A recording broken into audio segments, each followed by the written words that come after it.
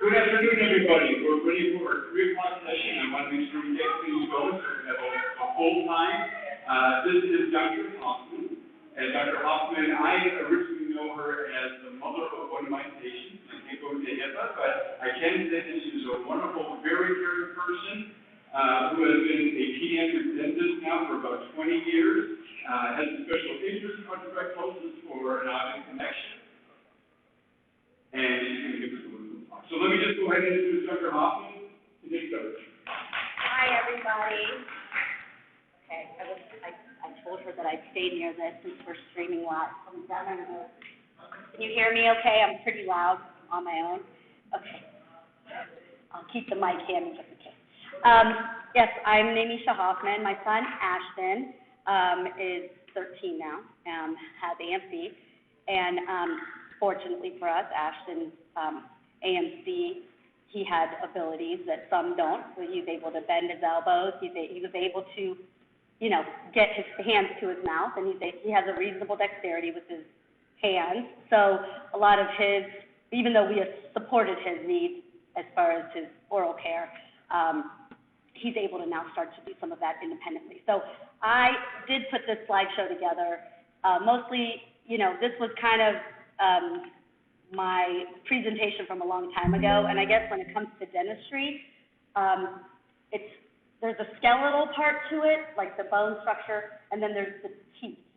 My area of expertise would be the teeth, and the jaw framework and the skeletal development and the clefting that happens is something that I know about, that I have information on, and maybe not so much where I could specifically speak to, but certainly can, guide through. Let me see if I can figure out this clicker. The third one, got it. Which one was it? It's the top one? right one. Oh, the right one. The right one. Uh-oh. Okay. There we go. Okay, so there's Ashton in the middle. Thank you. Turn on the microphone. Thank you. Okay. So, a lot of where we see the variety of dental problems or skeletal problems is could be early on or even prenatally. Oops, I didn't mean to put that. And that is kind of a big thing with timing and care and management and the providers that you need to have involved as far as specialists go. And clearly, when you're born, you don't typically have teeth, although that does happen. If there was something prenatally, that's obviously a skeletal development issue, and that would fall in the hands of an oral surgeon. I'm sure Plastics, there's a collaborative team typically that works together with those clefting. But when it comes to some of the problems that we would experience that are common amongst AMC would be the small lower jaw. That's what micrognathia is, the mandible. I think that's somewhat of a commonality across the diagnosis. High arch palate, sometimes without clefting. I have this divided up into 2 examples, one that's maybe more severe than another. But often the tongue position is not in the jaw being small. It's unable to get up to the palate to contour the palate, in development, which then makes the palate very narrow. And that can make for a lot of difficulties with just generally eating and or breathing. Really, that's where a lot of the airway issues start to come into place, which is a little bit out of my scope, but is somewhat part of my scope in the field. Limited mouth opening, that's where the connective tissue in the jaw joint becomes an issue, and that's where stretching the jaw is similar to any other joint. I know many of you will get into a therabite, but those require a prescription. They seem to be very difficult to get all the time because they require lots of coding and diagnostics, and there's not much insurance benefit for them typically. So unless you've had a cancer treatment where you've had a lot of scar tissue. So it can be hard. So we'll talk about some options there. And then crowded teeth, probably from a smaller jaw, and getting to cleaning your teeth really is where someone on average would have as far as getting their teeth cleaned with a mild orthodontic in place. So this is where there's some details about micrognathia. I won't go into too many details. My son specifically had been born with an exit procedure. A lot of times when they see a small mandible on ultrasound or prenatally, the concern is accessing the airway, and if there was an intubation that would be necessary, then the timing of getting an airway established. So when this is identified, which everyone here may not be needing to deal with this now, but more from an informative standpoint, the length of time it takes to intubate when it's a difficult airway to access, it can exponentially increase the complications like oxygenation.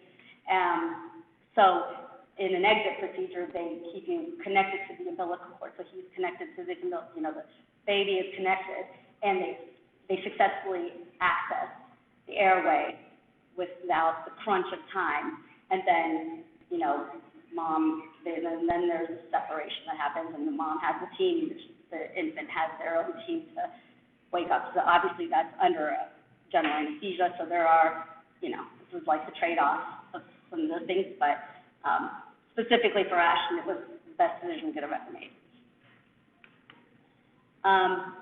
So generally, when you have a small lower jaw or a small upper jaw, there's no room, then it's difficult to clean your teeth for anybody who has crowded teeth, AMC or not.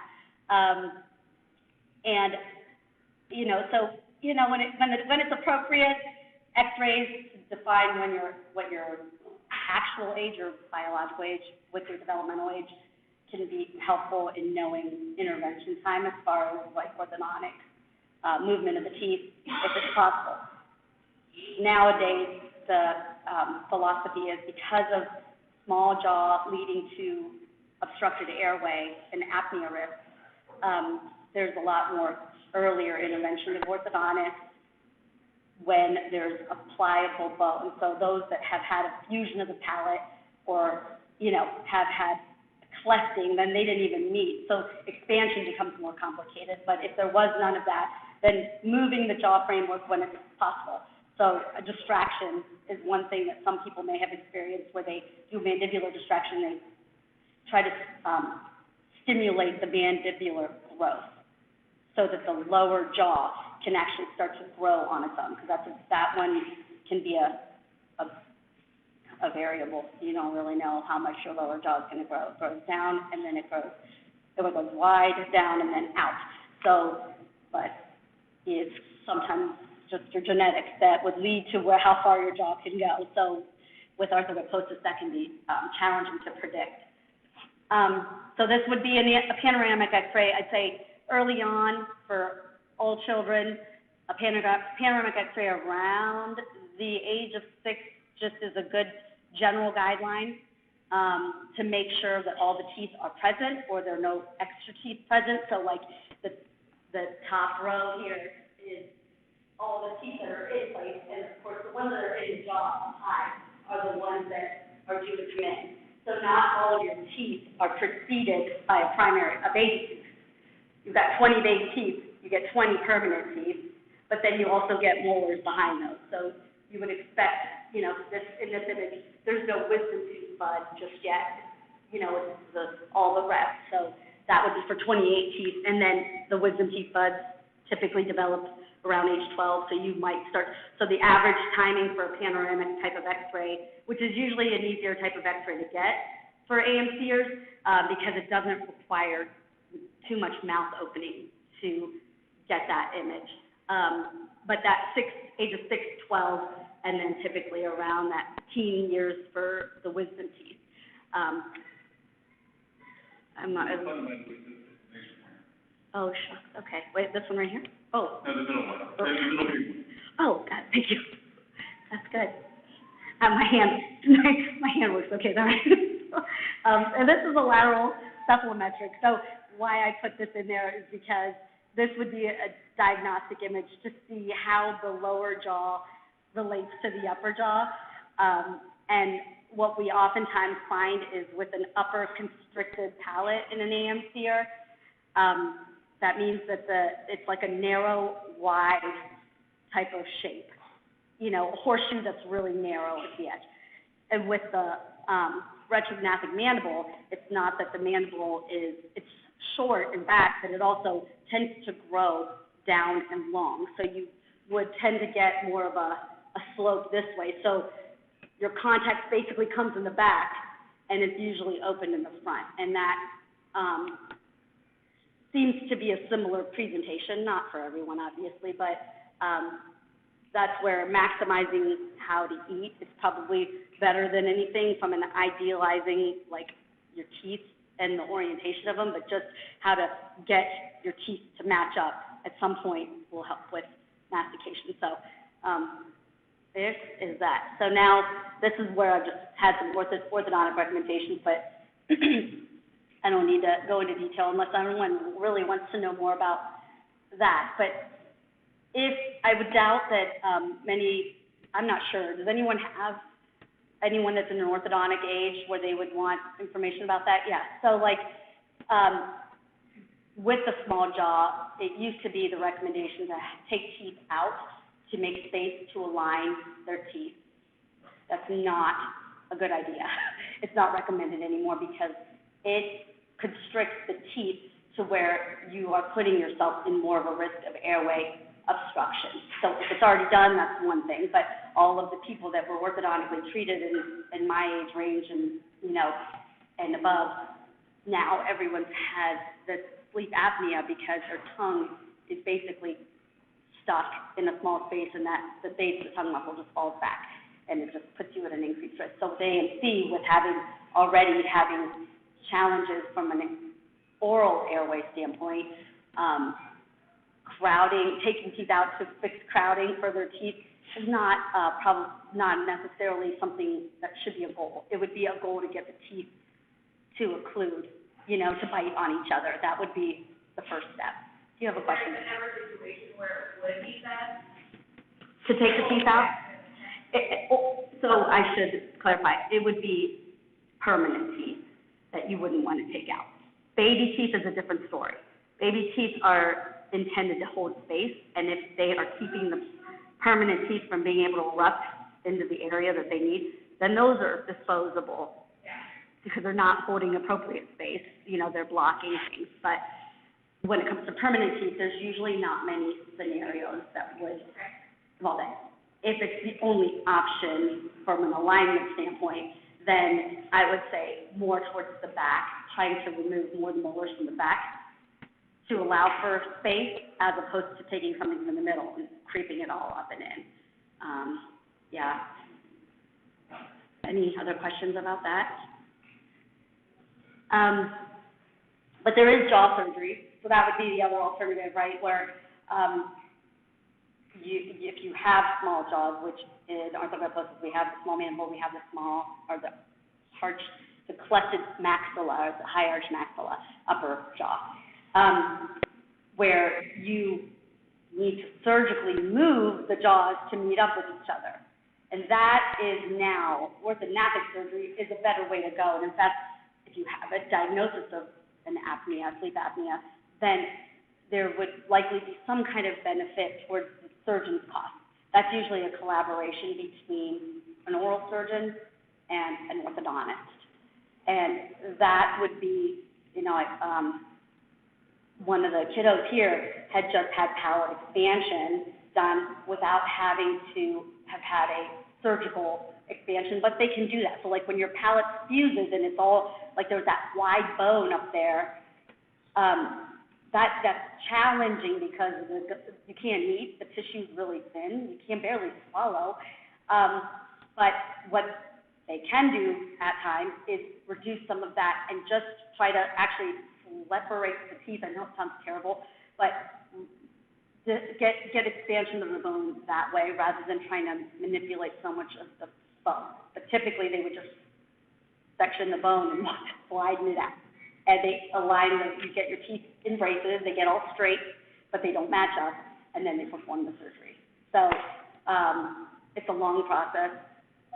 It's not, something that I would do until your growth is relatively complete, because once you set your jaw in place, you don't want any change per se. So girls tend to complete growth sooner than boys. So on the average age of 17, 18 is when there could be an option for that. And for boys, I'd probably say mid to late 20s would be something that could be a consideration for them for more thematic.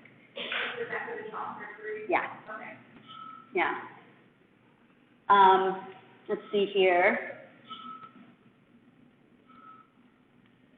Okay, limited mouth opening. That's Ashton, 5 years ago. This slideshow's kind of old.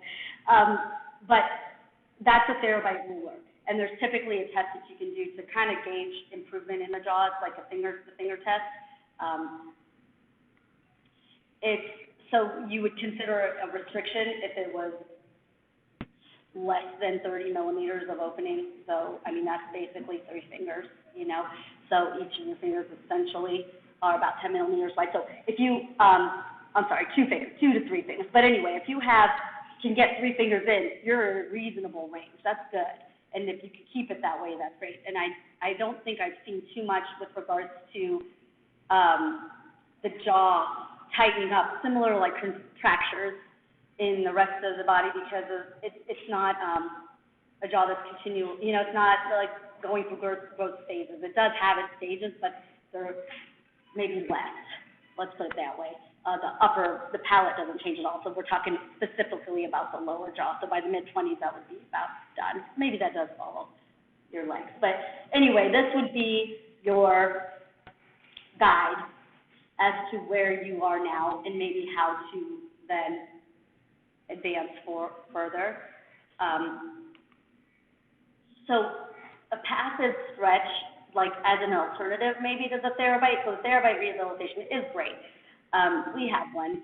It's not,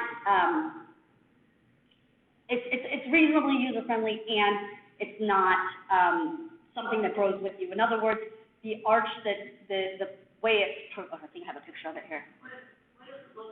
This is it right here. So it's like this, it's this plastic. Okay, that top area right there, the blue plastic, that's kind of like a, I don't know, if you push on it, it opens. It's like that's your arm, your working arm, to open the mouth part. So there's a mouthpiece.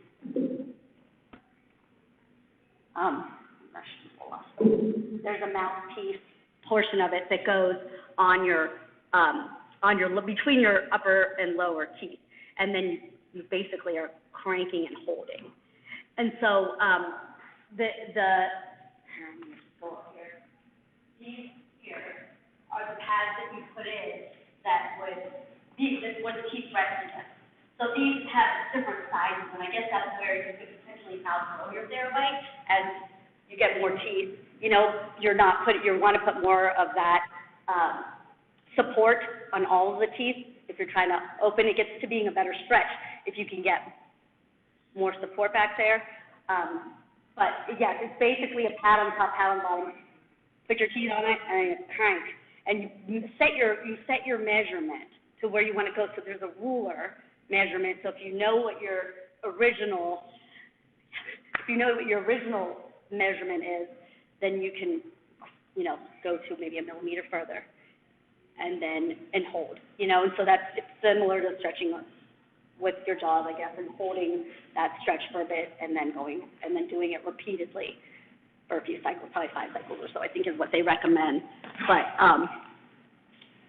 I don't know. I mean, as a dentist, I felt like it was clunky, and it took me a long time to situate, and then it's like you're cleaning it, and it's got adhesive, and I wouldn't say that I'd promote it per se, but at the same time, there are many choices, I guess.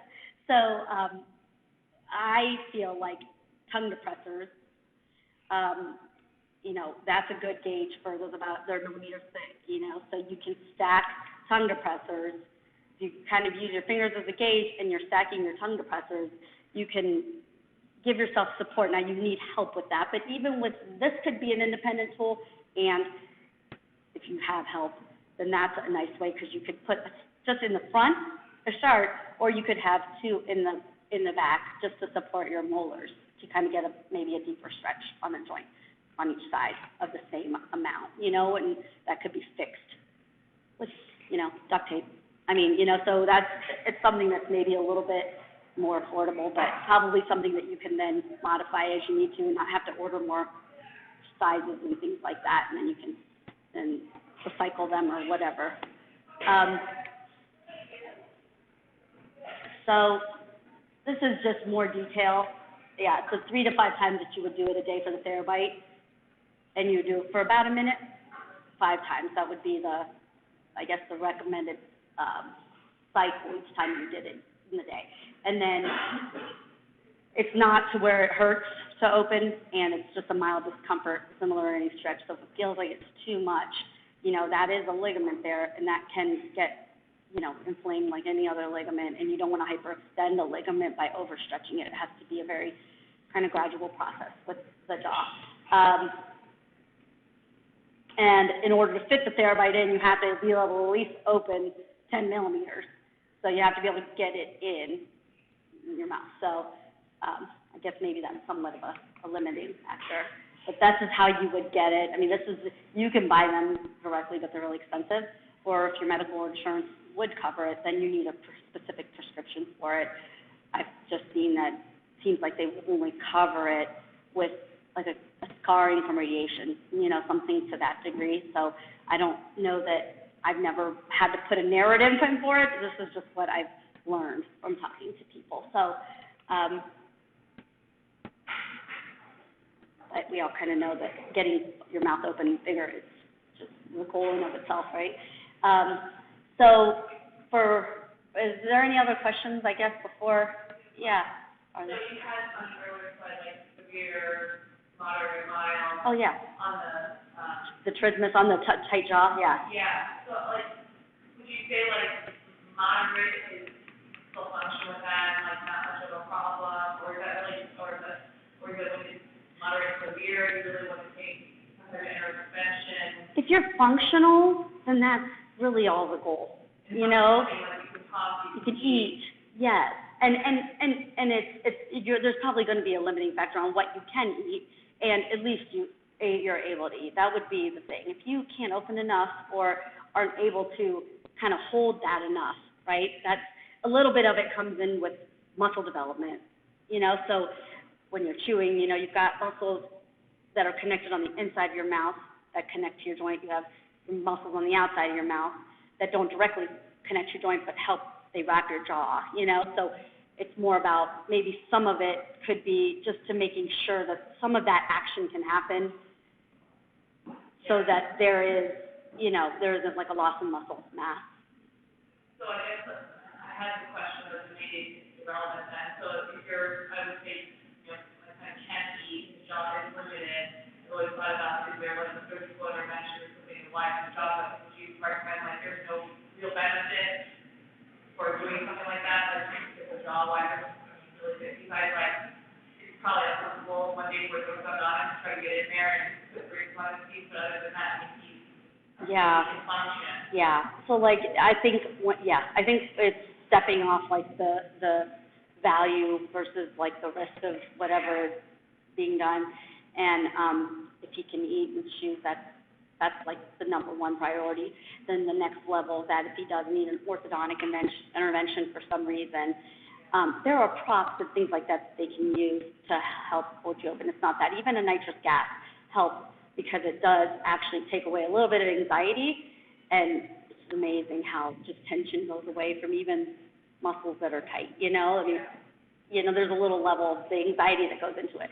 But when it comes to, I guess, surgical is, even now, there are surgeries that are possible. There is someone that it does joint replacements somewhere in the northeast.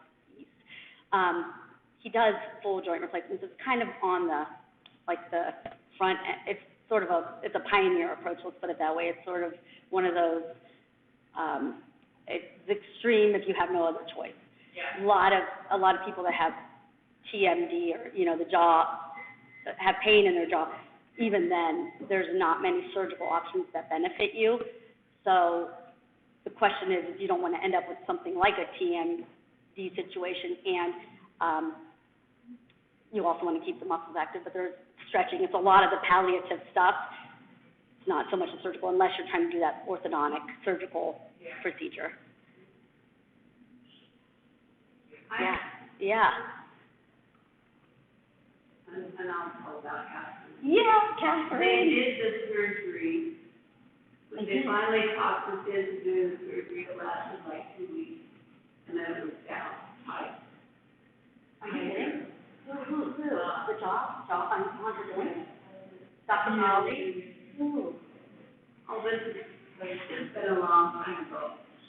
But during the surgery, you were, it was not the thing to do, but the stretching is the thing to do, and getting it so they're using the mouth so that it's being stretched all the time. But the surgery, it opens it up, and it immediately comes together. Yeah, there's a scar tissue component too. Yeah. So it makes stretching even more critical. The cardiac stretch. Yeah. And this doctor who did it, it was kind of like, we'll get you going, we'll get, all the things and everything. They did it and come home and it's back to more than that. The problem with the restricted is when you have surgery and they need to intubate. So you need to tell them that it doesn't get wider. That's right. They nasal airway. They give you anesthesia, right? Because Oh, gosh, it doesn't do it.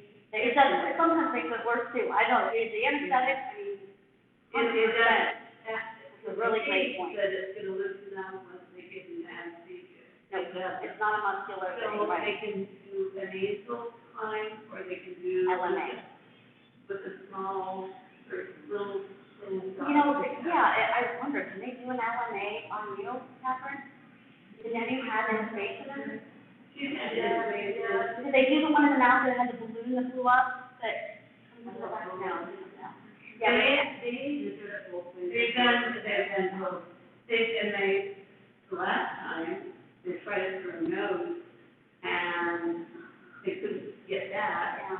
So they got somebody else that had more experience in pediatrics with team jobs, that's just, the NICU people, and use little teeny instruments to be able to do the invasive through her mouth. So you talk to them ahead of time. Right, and So they have the instruments. 100%, we have a similar personal experience to that. Yeah. But I tell you, if it gets to the point, I think that's where the dental prevention is key, because as lame as it sounds, if there is a lot of disease in your mouth, then that does eventually translate to pain with the teeth. And if you have a limited mouth opening, there is not much they can do, even at Children's Hospital with the tiniest stuff, to fit to do treatment. So most kids, they'll take them to the outpatient surgery to do treatment because of, to do all of it at once, maybe for cooperation or what have you, for efficiency. But for AMC, that's a whole different ballgame, so it doesn't fit back there. They're kind of, they wash their hands of it. They don't try to do anything about it, like wait for it kind of thing. So I agree. The general anesthesias, they kind of assume a lot more things. It's almost worth knowing what you can do preoperatively as far as opening, to then have them expect that, if that be the case, so they know what they're getting into. Any more questions about any of that? So good. I really am wanting to hear more from you, so I don't really want to talk this whole time, because I really want to know what dental needs there are in this community. Yes. I think probably by the no, you can always stretch it. There's connective tissue there. You can always stretch it, but at a certain point, you don't want to try to get maybe more from it, because you don't want your ligament to start to, you kind of try to get your max in your younger years, and then once you're there, you kind of maintain that amount, because the ligament does start to get like your shoulder, ligament, your joint, you throw out your shoulder because the ligament's maybe not holding that in place so much. Your jaw is a ball and socket also, and if you have the ability to actually lock your jaw because it gets caught the bottom jaw gets caught on the top jaw. And it would only maybe go there if the ligament was so loose that it allowed it to go there, you know? So there's, You can still get a little bit more. yeah, I was gonna say, there's a little, great. But where are you now? You were at 10. Where are you now?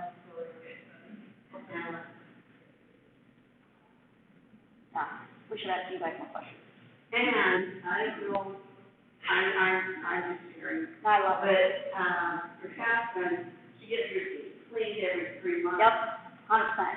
Because you don't want to have. Precisely.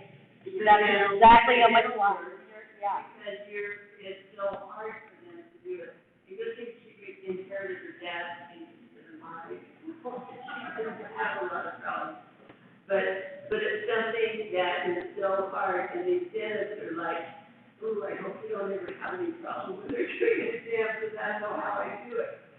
There's all things. Isn't it so much easier? The experience of getting your teeth cleaned more frequently is, like, once there's some health established, like, you can actually, I mean, I can't believe Ashton got to where I wanted him to get, it's only because I kept seeing him in the office. I mean, at first it was like, as often as I could, just to feel like he wasn't sensitive, you know?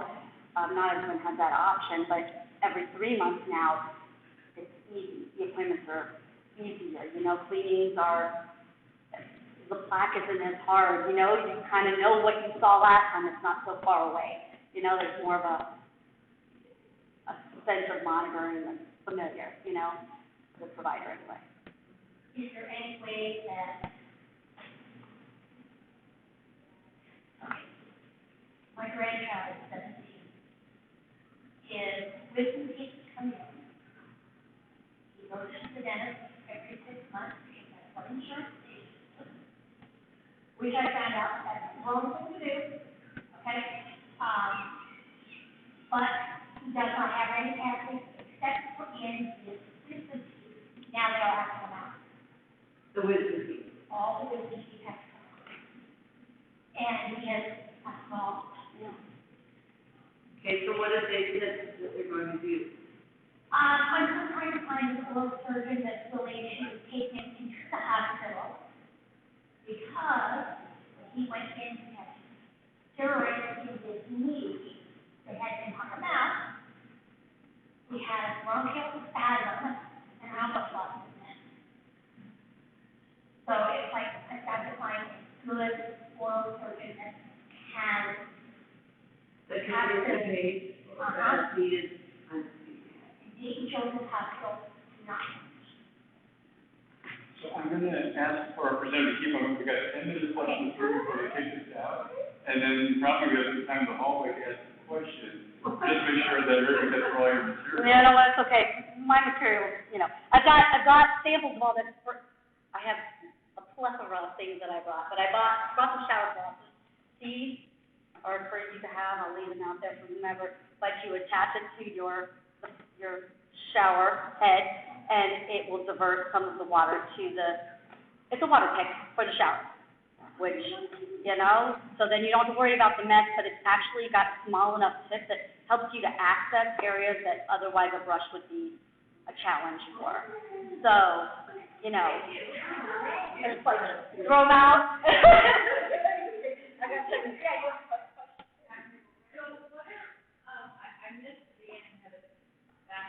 No, it's okay. I'm looking for ways to, there's things that I can provide her, because she's not really leaving now. So she's not even a little broken. She got really, like, terrible cavities, and I feel like she's been to the dentist 3 or 4 times now, and she never gets proper cleaning because she won't let them in her mouth. She doesn't necessarily have a small mouth, she just. Yeah, she doesn't, just get afraid. It doesn't seem like anybody ever takes it seriously. It's like, go to the dentist and they're just kind of like, oh, well, we'll do what we can. And it's like, okay, well, my insurance is paying me for a cleaning with a toothbrush and percentage brushing for 20 minutes. Like, literally just doing sensory stuff. And sometimes it's a little bit of a process. If she's fearful and, resistant, that's where, the average age of American Academy of Pediatrics says 2 years old for the dental chair. I mean, there's no way you're gonna do anything on a 2-year-old. They don't understand directions to that. They're not developed yet. But at the age of 3 is when we would say happy visits. And that can take, I have a patient just today, she got MRDD, and she is now 6, and she's finally letting us put fluoride on her teeth appropriately, But fluoride is huge, and I know all of the back and forth with fluoride, or not the back and forth, but all the things that come out about it. The controversy. Topically applied, professionally topically applied fluoride, it sticks to your teeth so that you're not taking it in. The percentage that's effective, a lot of the Russian fluorides are 5%, it could be 0.25%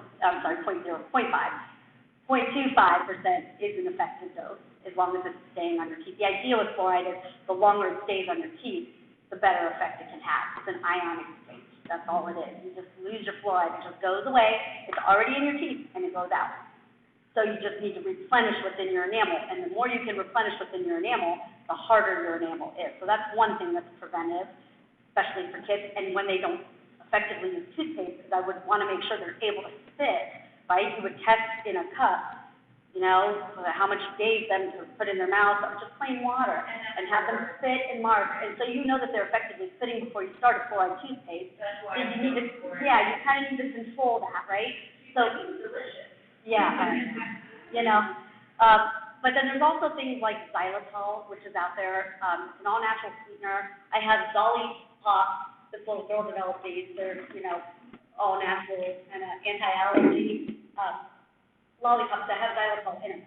And that xylitol, it helps to stimulate saliva, which is good because saliva in your mouth helps to, when you eat, every time you eat, your mouth becomes acidic. When your mouth is in an acidic environment, your teeth can erode, or the enamel erodes, and that's how you get cavities. So the idea is that the sooner your mouth can get back to neutral, that's what your saliva helps you to do. When you're eating all day long, if you're a grazer, that is the single best way to get tooth decay. So that's another preventive thing, is to kind of isolate. I know solely so easy to control, but there are ways that you can kind of be smart about it, drinking water after, or maybe doing a quick toothbrush, or grabbing a little xylitol, something to help to get the pH to normal. So exactly. Or limit the snacks. 3 meals, 2 snacks, that's ideal, right? So however that works for you. But xylitol, it not only stimulates your saliva, but it actually, the strep variety of strep mutans that causes decay, that it gets, they think it's sugar, but they digest it just like anything else. But that fixes their digestive system, kills off the germs. So you're actually, it's like an antibacterial. It has an effect to that degree. It reduces the strep mutans in your mouth. And so to be a good, that's where a lot of the natural toothpaste that don't have fluoride have xylitol in them, because at least it's a measure against tooth decay. But fluoride works to strengthen the teeth. Xylitol helps reduce the microorganisms. You're always going to have the bacteria. It's normal to have that in your mouth. So there's that. So I've got some of these. There's like people that are mouth breathers, which a lot of the people in the AMC community are mouth breathers. These are also, I'm giving away whatever is on the table. These are xylitol melts that stick to your cheek, so you can keep them in at night. I mean, you use them during the day, but there's 2 sides to it. One side that you lick, and you fix it to like above your tooth on the top, okay? Because your parotid are right here. So you would stick it above maybe one of your molars on either side. You can do 2 of them, and then just let your cheek sit over them, and they stay. And if you leave it in at night, they say like 6 to 8 hours is how long it lasts. I mean, I'd say mine, I did it during the day, and it was probably maybe 3 hours before I was fed up with it, and I just licked it off, but at night, if my dad swears by that. He is on dry mouth medication, dry mouth. These xylitol is really, really, really a good adjunct. And there's gels. There are, if you get on Amazon, there are so many things that are available that have xylitol in them that are dry mouth. specific, but that dryness promotes decay. So anything you can do to prevent the dryness will also then help prevent the decay.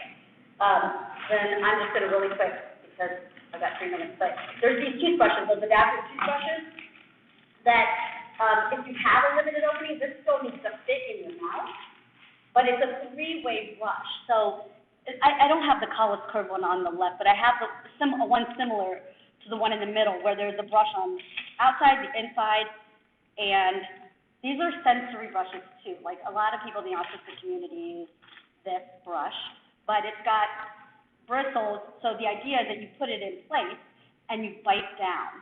And basically biting it seats it on either side, outside, the inside, and then you get the biting surface brush. So you basically would position it, have your child bite, or you would bite, and then try to lessen your bite enough to where you can move it and then move to the next tooth. It's actually huge because it limits the amount of time you have to be in there, and it gets at least a lot more than trying to get a whole toothbrush head sideways. And they have these in Sonic heads. I have one.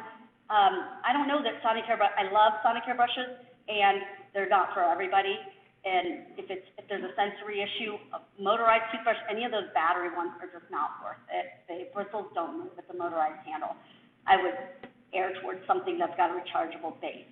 So Sonicare has a child's brush that's like $40 that's rechargeable, but the bristles actually move, and that's where you get more effectiveness in cleaning stuff off your teeth.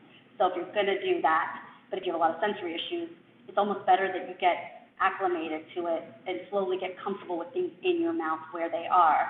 And that means a manual brush is better than nothing, because you will usually push something that's uncomfortable out. Like your muscles will tighten and you'll just not allow it to get where it needs. That's kind of like a fake. It's like a false sense of cleaning your teeth with a brush like that. So, if anybody wants one, there are plenty here. So I think I have to wrap up, right? So if I will be here probably for just like another half an hour, so I want to be here longer. But I'll be outside, so just find me here, and I guess I'll move the stuff to maybe the registration table or somewhere. I'll put it on Tracy's table. She'll let me put herself on her table. Thank you guys so much.